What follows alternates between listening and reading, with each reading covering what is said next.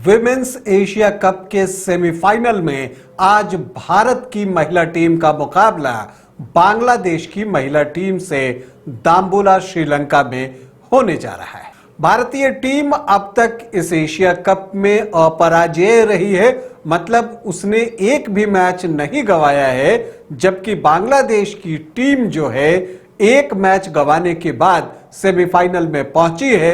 2 मैचों में उसे जीत मिली। तो भारत और बांग्लादेश की महिला टीमों के बीच जो T20 क्रिकेट का रिकॉर्ड है वो क्या कहता है, आज के मैच में किस टीम का पलड़ा भारी रह सकता है, इन सारी चीजों पर आपसे चर्चा करूंगा। इस एशिया कप में अब तक भारत और बांग्लादेश की खिलाड़ियों का कैसा प्रदर्शन रहा है, इस पर भी बातें होंगी और साथ ही आपको बताऊंगा कि भारत की प्लेइंग 11 क्या हो सकती है।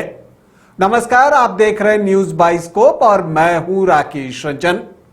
भारत की महिला क्रिकेट टीम एशिया कप के सेमीफाइनल में आज बांग्लादेश की महिला टीम का सामना करेगी। दाम्बुला में यह मुकाबला होना है। जहां तक दोनों टीमों के इस एशिया कप में हम प्रदर्शन की बात करें तो इंडियन वुमेन्स ने अपने तीनों मैच जीते हैं।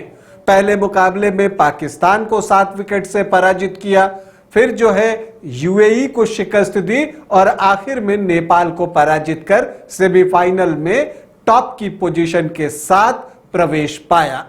दूसरी तरफ जो बांग्लादेश की महिला टीम है उसे श्रीलंका के खिलाफ हार का सामना करना पड़ा, लेकिन मलेशिया और थाईलैंड को शिकस्त देकर बांग्लादेश की टीम अपने ग्रुप में दूसरे नंबर पर रही और सेमीफाइनल में पहुंची। अब अगर हम भारत और बांग्लादेश के बीच मुकाबलों की बात करें तो अगर T20 इंटरनेशनल मैचों की आप बात कीजिए तो भारत और बांग्लादेश की महिला टीमों के बीच अब तक 22 मैच खेले गए हैं, जिसमें से 19 T20 इंटरनेशनल मैच भारत की महिला टीम ने जीते हैं, जबकि बांग्लादेश को 3 मैचों में जीत मिली है। मतलब यह है कि भारत का पलड़ा यहां साफ भारी दिखाई देता है और यह आपको आईसीसी की रैंकिंग में भी दिखाई देगा। जहां भारत रैंकिंग में नंबर 3 की पोजीशन पर है तो बांग्लादेश की महिला टीम की रैंकिंग 9 है। तो आज के मुकाबले में क्या होगा, देखिए ये जो मुकाबला होने जा रहा है, अगर आप इस एशिया कप में बांग्लादेश के प्रदर्शन को देखें तो उनका प्रदर्शन बेहतर रहा है और उनके कुछ खिलाड़ियों से भारतीय टीम को जो है वो बचकर रहने की जरूरत है। खास करके मुर्शिदा खातून जो हैं वो अच्छी लय में दिख रही हैं और उन्होंने इस एशिया कप में बांग्लादेश के लिए सबसे ज्यादा रन बनाए हैं, बल्कि उन्होंने सबसे ज्यादा स्कोर किया है इस पूरे एशिया कप में अभी तक। लेकिन जो निगार सुल्ताना है उनकी कप्तान, वो सबसे खतरनाक बैटर हैं और उन पर भी भारतीय टीम को नजर रखनी होगी। तो मुर्शिदा खातून और निगार सुल्ताना के विकेट जो है इंडियन बॉलर्स को जल्दी निकालने होंगे, क्योंकि ये दोनों ही खिलाड़ी जो है वो लय में दिख रही हैं। इसके अलावा सुरेना अख्तर, दिलारा अख्तर, रुमाना अहमद जैसे बैटर हैं। तो दूसरी तरफ अगर आप गेंदबाजी की बात करें तो नाहिदा अख्तर जो हैं वो बांग्लादेश की सबसे खतरनाक बॉलर हैं। जहां तक भारतीय टीम का सवाल है उसके लिए स्पिनर हैं, लेकिन कमाल की गेंदबाजी करते हैं और इस एशिया कप में भी वो अब तक 5 विकेट ले चुकी हैं और इस एशिया कप में सर्वाधिक विकेट लेने वालों की सूची में वो दूसरे नंबर पर हैं। पहले नंबर पर की अगर हम बात करें तो वहां भारत की दीप्ति शर्मा है, जिन्होंने की 3 मैचों में 8 विकेट लिए हैं। तो आप ये देखते हैं कि जो बांग्लादेश की बॉलिंग है वो भी आपको संतुलित दिखाई देगी।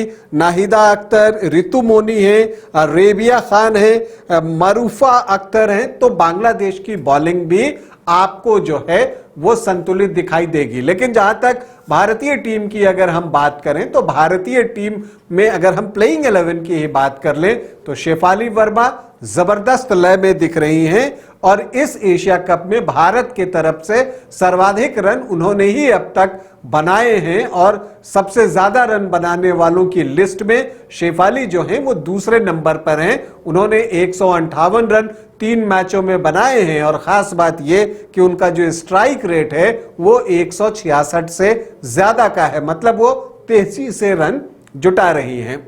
हरमनप्रीत कौर जो कि कप्तान है टीम की, वो लय में है, स्मृति मंधाना है। तो देखिए पारी की शुरुआत तो शेफाली और स्मृति मंधाना ही करेंगी।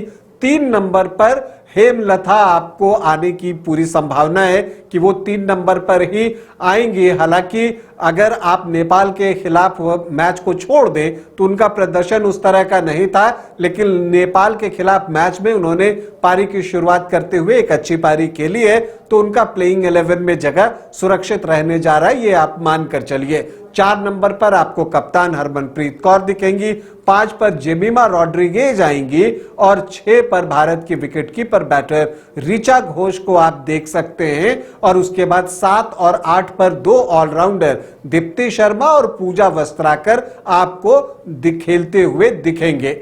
अब इसके बाद 2 गेंदबाज की अगर आप बात करें तो राधा यादव होंगी और रेणुका सिंह होंगी। तो 10 खिलाड़ी तो ऑलमोस्ट श्योर हैं कि भारत की प्लेइंग 11 में ये होंगे।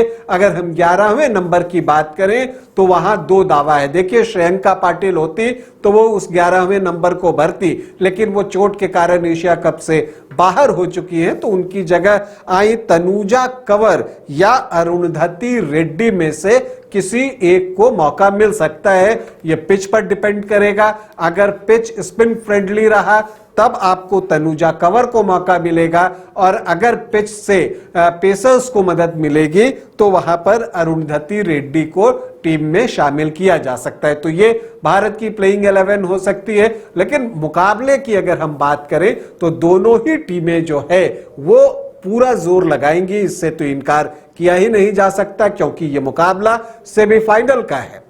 रिकॉर्ड भारत के पक्ष में आपको देखते हैं, लेकिन जब पिछले 1-1.5 सालों में आप भारत और बांग्लादेश के बीच मुकाबलों को देखें तो एक राइवलरी जो है वहां पनपते हुए दिखी है। और पहले जो मुकाबले बिल्कुल वन साइडेड हुआ करते थे, अब वहां पर जो है एक क्लोज फाइट देखने को मिलता है। हालांकि यहां एशिया कप में आने से पहले जब भारत की टीम बांग्लादेश गई थी तब उसने जो है बिल्कुल एक तरफा जीत जो है वो सीरीज में हासिल की थी बांग्लादेश के खिलाफ, लेकिन बावजूद इसके आप बांग्लादेश को कम करके नहीं आंक सकते।